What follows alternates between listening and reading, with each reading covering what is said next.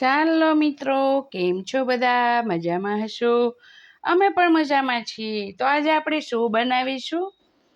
ટીંડોરા, પછી બટેકું અને ટમેટા એનું આપણે શાક બનાવવાનું છે મિત્રો. તો આપણે ચાલો નવી રીતે બનાવીએ. નથી આમાં લસણ ડુંગળી કંઈ નહીં નાખવાનું, અને આપણે મસ્ત ગ્રેવી બનાવવાની છે. અને કેમાં બનાવવાનું છે? તપેલીમાં, બરાબર. હાંડીમાં પણ બનાવી શકો. કુકરમાં તો બહુ જ કરશો તો પણ મજા નહીં આવે, એટલે હું કુકરનું તમને આઈડિયા નથી આપતી. તો આપણે શું કરવાનું? બટેકું સુધારવાનું? નો. ટમેટું સુધારવાનું? નો. તો શું કરવાનું છે મિત્રો? આપણે બટેકાને છીણી લેવાનું, અને આની જ આપણે મસ્ત રીતે ગ્રેવી બનાવવાની છે. લચકા જેવું શાક બનશે. આ રીતે આપણે બધી બનાવી લેવાની. પછી આને શું કરવાનું છે? આવા કરવાનું, એટલે આ જે છીણ છે ને બધું ઓગળી જશે. આ રીતે બટેકું આખું કરી લેવાનું. ટમેટું બે આટલું થોડું આગળથી કાપી લેવાનું છે, બરાબર.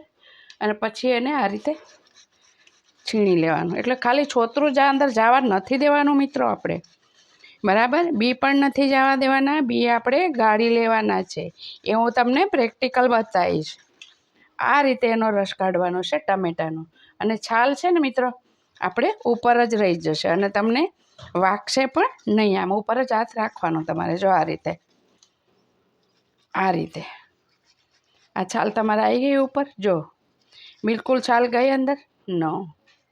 છાલ હોય તો મજા ના આવે. આ તમે જે શાક બનાવશો ને અલગ રીતે, ઉનાળામાં તો જો હવે બધું આ રીતે જ આપણે બનાવીને ખાવાનું છે, અલગ અલગ. તમને શિયાળાનું શાક પણ યાદ નહીં આવે મિત્રો. હું તમને બધા જ રીતે આવી તો અલગ અલગ ઉનાળાના શાક નીકળી ગઈ છાલ બહાર, અને ગો, બરાબર. તો આ રીતે આપણે ટમેટું પણ કરી લઈએ કમ્પ્લીટ, અને બટાકો પણ કરી લઈએ. ઓકે મિત્રો, આપણે બે ટમેટાને મસ્ત રીતે આપણે એની છીણીની અંદર નાની છીણીમાં કરી લીધા. તો હવે આને શું કરવાનું? બી પણ શાકમાં ન જવો છે, તો જ મજા આવે. તમે શાક ખાઓ ને તો શું નાખ્યું છે અંદર ન ખાવ, સ્વાદ મસ્ત આવે. આ રીતે આપણે જ્યુસની ગળણી હોય ને એને ત્યાં બધું પણ ગાળી લેવાનું, આ રસ બધો કાઢી લેવાનો. આપણે ટીંડોરા લીધા છે 250 ગ્રામ. 250 ટીંડોરામાં 1 બટેટો અને 2 ટામેટાં. નથી લસણ, નથી ડુંગળી, છતાં પણ મસ્ત ગ્રેવી બનાવીશું. સુપર. જો આ બધા બી પણ નીકળી ગયા, અને તમારે ટમેટાનો સ્વાદ મસ્ત આવશે. હવે આને તમારે ફેંકવું ન હોય ને મિત્રો, તો શું કરવાનું? આમાં છે જ ચણાનો લોટ લેવાનો જરીક, અને 1 ચપટી હળદર નાખવાની. પછી એનું મસ્ત આવી રીતે હલાવી નાખવાનું એક વાટકીમાં લઈને.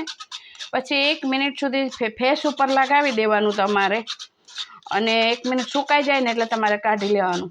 અને જરીક નાખવાની મલાઈ દૂધની, એટલે પછી છે ને તમારે ડસ્ટ જે ફેસમાં અંદર હોય ને, જો આ બધું નીકળી ગયું ટામેટાનું. જોયું? બી નીકળી ગયા, એના જે હોય કમ્પ્લીટ નીકળી ગયું બધું. હવે એકદમ મસ્ત બની ગયું છે. આ રીતે બનાવવાનું, ને ગ્રાઇન્ડર મિક્સર કાંઈ યુઝ કરવાની જરૂર નથી મિત્રો. તો ચાલો આપણે બનાવીએ ટીંડોરાનું શાક. મિત્રો, આપણે જો રાઈ આવી ગઈ છે, અને હવે આપણે શાકનો મસાલો કરવાનો છે. આ રીતે ચપટી હિંગ નાખવાની. આપણે જે બટેકાનો માવો બનાવ્યો ને એ પહેલાં નાખવાનું છે, અને એને થોડુંક છે ને આપણે હલાવી લેવાનું છે, બરાબર. અને સાવ ધીમો ગેસ કરી દેવાનો, નહીંતર આપણું બધું મસાલો ભરી જાય ને તો શાકમાં ન આવે. જો આ રીતે થઈ ગયું સરસ. જો કેટલું મસ્ત લુક આવે છે. હજી શાક બને ને પછી બહુ મજા આવશે. આ જો બટેકા સુધારો તો મોઢામાં આવે તો ગમે નહીં. આ બધું સરસ ગળી જશે આ એકલાસ રીતે. પછી આપણે નાખીશું ટીંડોરા. આપણે ધોઈને રેડી જ કરેલા છે મિત્રો, એકદમ. પછી તમે ઊભા ચીર કરો, તમને ચોઈસ એ આપણી છે કેવા સુધારવા. અમે આ રીતે કરીએ છીએ, એટલે અમે આ રીતે ગોળ સુધારીએ છીએ.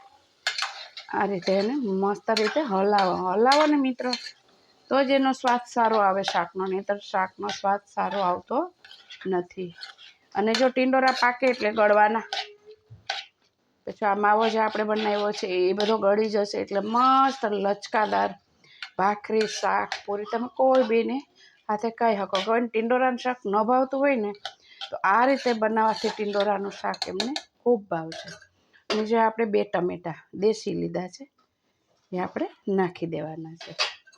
અને વધારે શાક હોય તો આપણે એ પ્રમાણે વધારે કરવાનું. મારે 250 છે એટલે મેં 2 ટમેટાં અને 1 બટાકો લીધો. સેજ ગેસ વધારે મિત્ર કરી દેવાનો અને મસ્ત હલાવવાનું. જેટલું શાક દાળ જે બી તમે હલાવો ને એનો સ્વાદ કંઈક અલગ જ હોય છે. આ રીતે હલાવી લેવાનું. ચાલો સરસ તેલ છૂટી ગયું ને હવે ગેસ કરી દેવાનો ધીમો ગેસ કરી મિત્રો આપણે હવે કરવાનો છે મસાલો. પહેલાં આવશે આપણે સ્વાદ અનુસાર નમક, આપણે જે રીતે ખાતા હોય એ રીતે, બરાબર. અને પછી આવતી જાતી મોરસ. બહુ નહીં નાખવાની, થોડી, કે આપણે ગુજરાતીઓને 95% મોરસ તો હોય, નહીંતર શાક ખાવાની મજા ના આવે. પછી લીધું છે આપણે અડધી ચમચી ધનિયા પાવડર.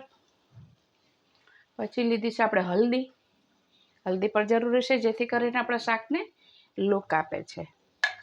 પછી આપણે મિરચી, તો મિરચીમાં શું કરવાનું મિત્ર, આપણે જેવું તીખું ખાતા હોય ને એ રીતે કરવાનું. અમારે થોડું આગળ પડતું ખાય છે બધા, એટલે ગરમ મસાલો નહીં લેવાનો. ખાતા હોય તો લ્યો, પણ અત્યારે ઉનાળાને લીધે એટલે હું સલાહ નથી આપતી કે તમે ગરમ મસાલો લ્યો. એસિડિટીની અત્યારે શક્યતા વધારે રહે છે, એટલે મિત્રો ગરમ મસાલો નહીં ખાવાનો. હવે આ રીતે આપણું શાક મસ્ત રીતે હલાવી લેવાનું છે, તેલ છૂટે ત્યાં સુધી. આ રીતે તેલ છૂટે ને એ રીતે હલાવી લેવાનું એક ધારું, એટલે મસાલો થઈ જાય તમારો મિક્સ. હલાવવામાં અડધું શાક તો મિત્રો આમાં જ ચડી ગયું તમારે, જો છે ને. હવે તમારે 10 મિનિટની અંદર તમારું શાક રેડી. હવે આપણે છે ને ઉપર મૂકવાનું છે પાણી. આ ઓજમાં જ બનાવવાનું છે મિત્ર, પાણી નહીં નાખવાનું. ભૂલ ના કરશો, ફીકું બનશે. આની ઓજ પડે ને એ જ સરસ શાક બનશે. ઓકે મિત્ર, ઓનલી 2 થી 3 મિનિટ. ઓકે મિત્રો, આપણું સબ્જી થઈ ગઈ છે તૈયાર. જો હવે તમને નહીં તો આમાં ટમેટું દેખાય, નહીં તો બટેકું દેખાય. સુપર ગ્રેવીવાળું શાક આપણા ટિંડોરા બટેકાને ટમેટાનું રેડી. તો આ શાક એવું બનાવ્યું છે કે આપણે આ રોટલા જોડે ખાઈ શકો, ભાખરી જોડે, રોટલી જોડે, પૂરી જોડે, એ ટાઈપનું છે.